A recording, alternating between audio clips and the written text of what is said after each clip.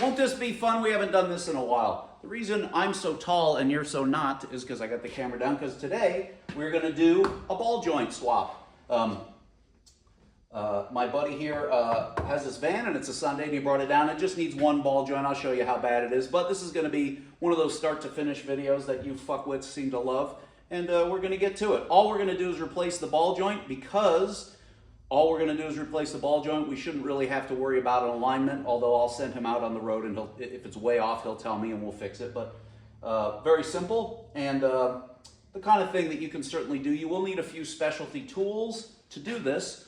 The main one, the only one, you'll need two specialty tools. One is a big bar of metal, which I'll show you, to deal with a lower control arm, and the other one is a 46mm big old honkin' socket and a big old honkin' bar, or a big old honkin' impact wrench gun. All right, well, there we go. Let's get to it. He will be doing some of the filming. I will be narrating, inserting myself when needed, in the spot needed, and there probably will be a lot of dick jokes, because that's just how it works. All right, let's party. All right, the first thing you fuckwits need to do is crack the wheel lugs. You know why you're doing it first? Because if you jack it up, you'll turn a thing and it'll just spin, and you'll look foolish. But hopefully, it's 21, and these are loose enough where I could do this with a gun, but I'm here. You can't see, but if you don't know this, but there's a little jacking pad. It's the receiving point for the factory jack, and that's where you jack it up from, the place where it's designed to be jacked from. Only a fool jacks from the wrong place.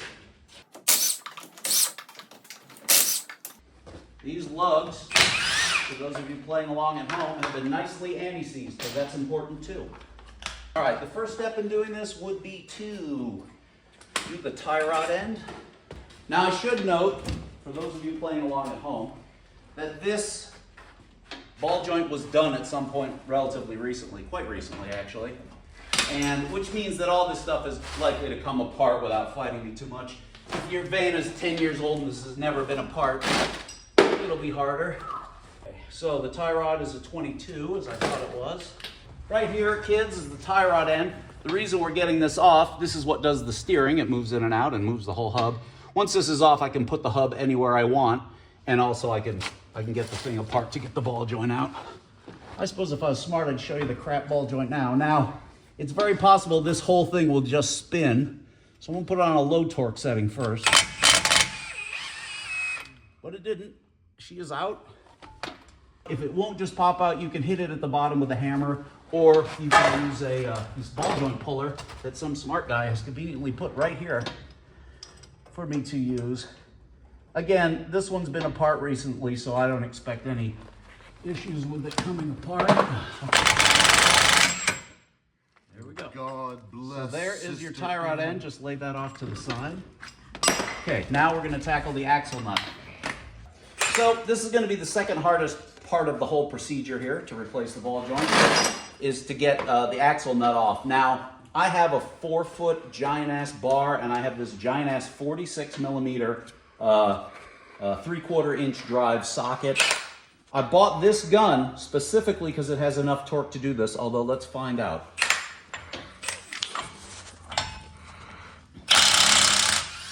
Look at that. Who's your daddy? Nice. Ooh, it's even warm because I just did that. This is the axle nut. The reason we're doing this is we're going to want the whole hub assembly, which is all this with the brakes intact, to be able to pull out of the way to get our ball joint in and out. So let's move on to underneath. Yes. Okay. So all we got to do down here, kids, is get these 3 ball joint bolts out and this main bolt that holds the ball joint in. They should be 18s, just to make sure. And one of the reasons I took the tie rod out, they are 18s, is that now I can do this artificially farther so I can get to this back bolt. In fact, we'll work on this one first. You also don't want to mash yourself in the face, you know, if avoidable. There we go. Because this has been done before, these are going to come out relatively easy. And everything was anti-seized, everything. Yeah, it's one of the reasons you do that. Also, I should mention while we're down here, if I can make it so you can see real nice, this hole on the center one is open at the top, whereas the other 2 are blind, meaning they're sealed at the top, the bore for the bolt. This one can get water in it, and it will get water in it, and that'll rust the threads and so on. So there'll be occasions when you get this off before you put the new one in, which are fine thread, as you'll see when this comes out. You'll want to maybe chase that with a bolt, maybe use a lot of anti-seize, go slow, because you're going to be cutting new threads because a lot of the old threads will have corroded. They have an open hole, kind of like your mom. Going to be working on this cotter pin that's holding the ball joint bolt on. It won't always have this. In fact, it's somewhat infrequent that they have these. But if you Have what? The cotter the pin? cotter pin, yeah, there are plenty of times where they're not pinned. 22. 1 to 2. This would be a nice time to have the gun underneath here, but we don't have it high enough. Who cares? What'll happen is, if this is corroded bad enough, the inner assembly of the ball joint will start to spin, which is why this is here. So you can put a, in this case, it looks like a Phillips or something to hold the center post still while you spin the nut on the outside. And in extremis, if this thing is really fucked up, you could just cut it with a Sawzall or heat it with a torch or otherwise get it out.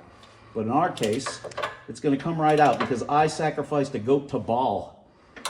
Very quickly, if you actually, before you take out your saws or your torch, if you get a pry bar in between the ball joint and you really put a lot of reef on it, it'll lock in that pin. And I found, honestly, that you try that first. That's very good advice. But you'll need to, and with the last little bit, you'll need to do that in tandem with the gun. It's going to work a lot better than this because of the impact effect. Yep.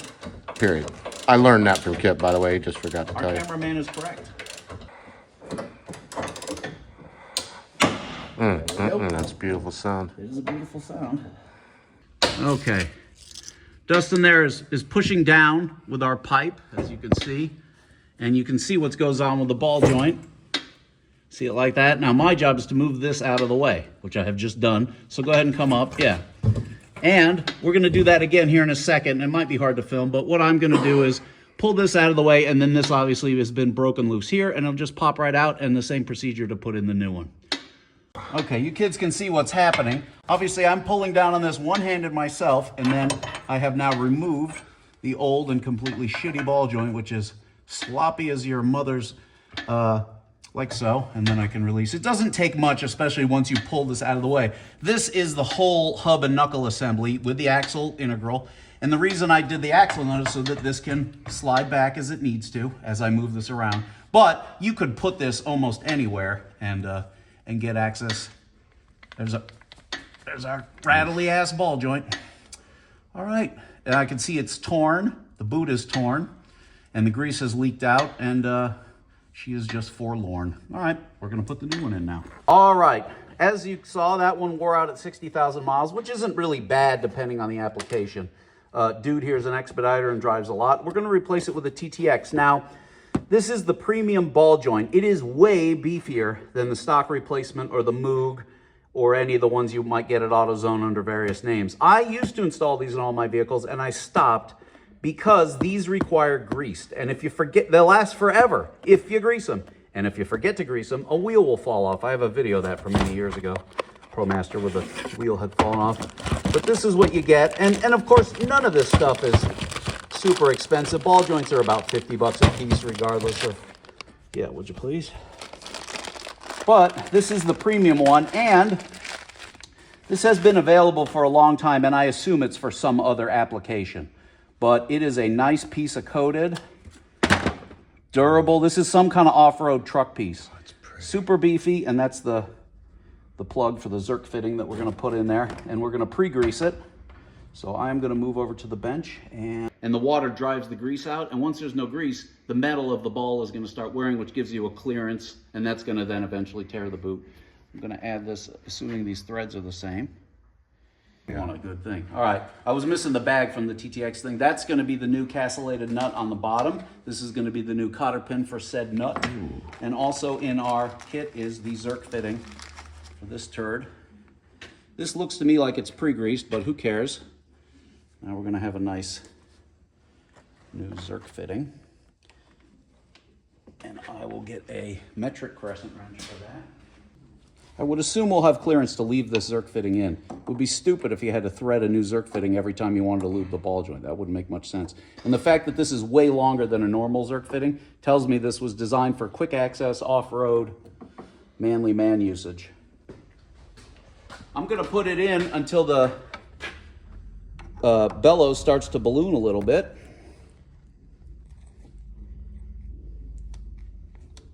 And as I say, it sure seems to me like there's already grease in there. Oh, it's coming out the top here. That's how you know you're full. Yeah. All right, as you can see, here's our new one and our old one. Way better quality, way beefier, better bellows, better build, all the things. But it is the same. As I say, I suspect this comes from some other application. While we're here, let's look at what the beating this thing took. You can't hear it, but there is a lot of vertical play, and that's where your crashing feeling comes from. When you go over bumps and it feels like you're in a pinball machine and noisy, that's where that's happening. Also, I can feel that it's corroded inside here, and if I were to take this ball out, you would find it shiny because it's been metal on metal. And the bellows, the gasket has a big hole in it somewhere. Yeah, it's on this, it's hard to see, but that's where the grease leaked out. As I was telling Dustin, the usual path for this is somehow water gets in, it drives the grease out because the two don't mix. And then once there's no grease, this is going to abrade, create clearance, slop, and eventually the thing will have enough to snap and throw you into a ditch.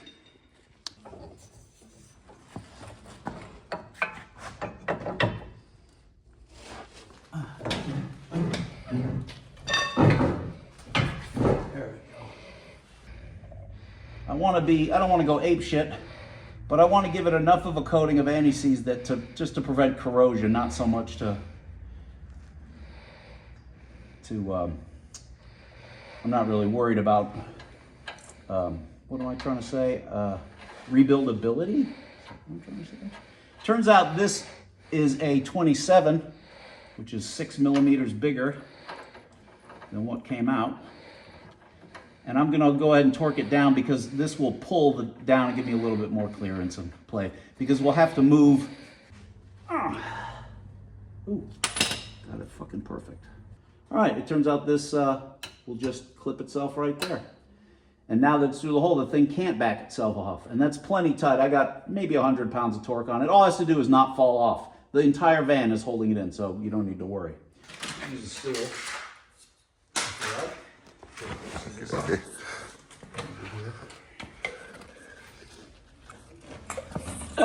All right, gonna go ahead and put a little anti-seize on here, just more for corrosion than for ease of reseatability.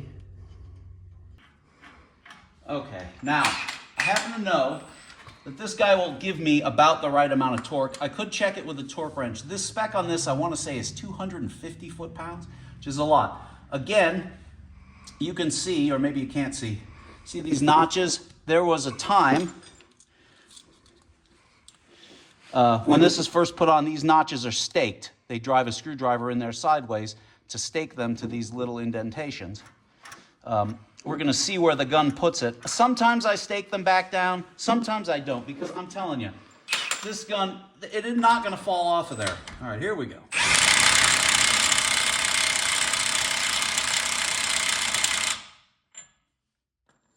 You can see that the actual stake point is beyond where the original one was. I am not going to stake this one because I'm going to do so much damage to this race when I restake it. Now it's got two stakes. It's just going to make a mess. I'm going to give it a little more, and I'm going to tell you that that's plenty. I mean, come on. What's the difference between 200 foot-pounds and 20 foot-pounds when nothing is trying to make this axle fall out? All it's doing is holding it in. It's bolted together here, it's here, the weight of the van's on it, the axle, it's not going anywhere. So don't go apeshit. Yep, that's more apeshit than even I want to go. All right, I'll spare you the putting back on of the wheels, but we are basically done. What do you think that was, 20 minutes? If it wasn't for the fucking around, it would have been 15. Right. If you've done it before, not a damn thing to it. There you go. Well, that's another fucking fine fucking... She's a goddamn lovely van. She's a love